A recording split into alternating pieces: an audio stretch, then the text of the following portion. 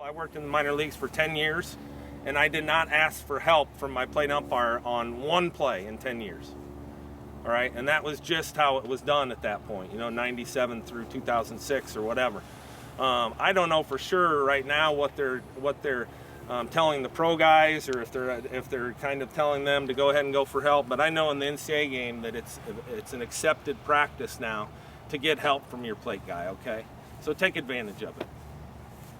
With that said, though, just like Clint said, you want to try. Don't use it as a crutch, man. You want to, because every time you do have to go to your plate umpire, a little piece of your credibility leaves the field as well. You know what I mean? It's a pride thing for me. I do everything I can not to have to go ask that guy. I'm going to have to feel like, I think I've asked one time in a college game, and it was a bunt play where the second baseman came to cover, and the first baseman came back, and it turned into a swipe tag, and the second baseman stopped right in front of me when the play happened. I had no clue. None. And there was nothing. I felt terrible because there was nothing I could really do, because I got set to watch the swipe tag, and Johnny comes and stands right here in front of me. Yeah.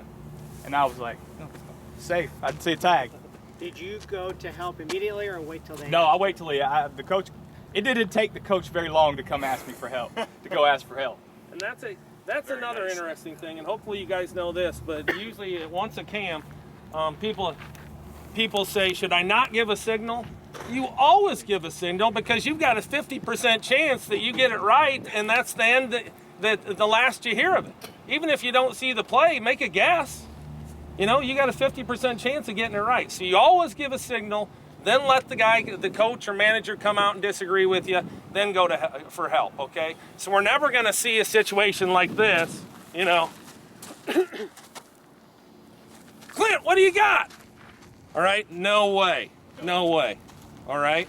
The other thing about that is, when you go for help, you want to go over and talk to the guy, okay? So don't ask for help from across the field, or something might get lost in translation, something might get heard that you don't want everybody to hear, okay? So if I got this play, safe, no tag. Now I got a coach come out, says, oh, he tagged him, Chris, will you get help? I'll say, yeah, I'll go get help from Clint. And then, of course, NCAA procedure is, coach, I need you to go back in the dugout if I get help, and that's going to be the end of the conversation about the play. But then I am going to physically walk and get face-to-face with Clint and talk, okay? I'm not going to yell from here, hey, Clint, did you have a tag? None of that stuff, all right? Get where you guys can have a semi-private conversation. And guys, when you do get together, every time we've had to get together as a crew, have every piece of information that you could possibly have when you leave that huddle. Don't get back together, because that looks terrible.